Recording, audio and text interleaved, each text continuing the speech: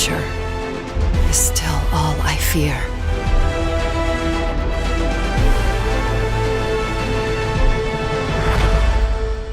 Metro Exodus is not a gigantic, seamless open-world game. It's a focused, segmented first-person shooter that gets increasingly linear as you progress. It's much more open than previous Metro games, and it does have some chunky environments for you to explore, but it's not the same kind of sandbox survival experience as, say, Fallout 4. And it isn't trying to be. It is, however, fantastic. Sorry I'm talking so much, but I missed you. Okay, back to business. Metro Exodus blends the survival elements and carefully constructed levels that the Metro series is known for, with a dynamic world that's as beautiful as it is dangerous.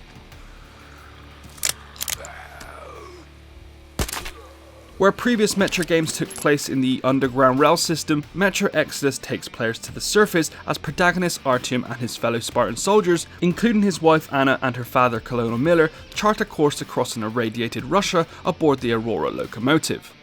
Their journey starts in spring and stretches into the depths of winter, and each season ushers in a totally new area.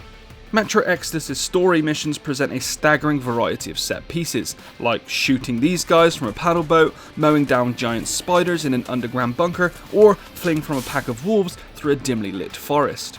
The human inhabitants are wildly different too. The Volga think technology is the work of Satan and are none too fond of you, and elsewhere power-hungry slavers rule the Caspian Sea. They feel like totally different worlds, and they're both filled with fun things to do and interesting characters to meet. I have fond memories of running into a talkative hermit in the bowels of a spider-infested shipwreck, for example. The combat itself is a varied mix of rock-solid gunplay and tense stealth missions, and I enjoyed both sides.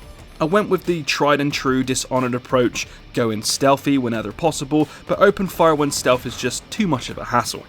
Metro Exodus does stealth pretty well. It doesn't instantly go to hell the second one guard spots your big toe, but what can I say? I can only load a checkpoint so many times before my trigger finger gets a little bit itchy. And at the same time, there's nothing quite like chewing through a horde of mutants with a freshly upgraded shotgun.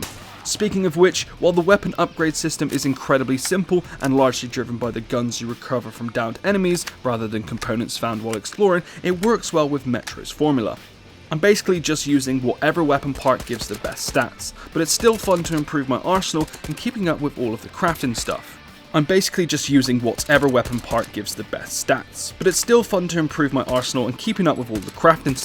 On top of charging my flashlight, cleaning my guns to keep them from jamming, and monitoring the local radiation levels.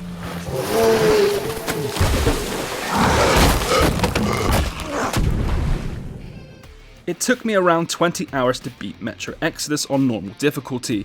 I love how responsive its world is, and it's fascinating to see how people in different regions choose to live in this new, ruined world. For example, when I lower my weapon before approaching a group of survivors, they thank me for showing peace. When I go out of my way to retrieve a souvenir for one of the Aurora's members, they're visibly overjoyed, as I am when I later see them using it in the passenger car.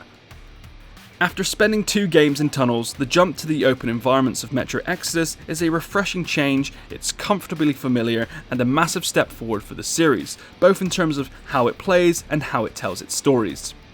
It's not only the best Metro game yet, it's one of the best shooters I've played in years. We give it 4.5 stars. Could such things exist again? I live in hope.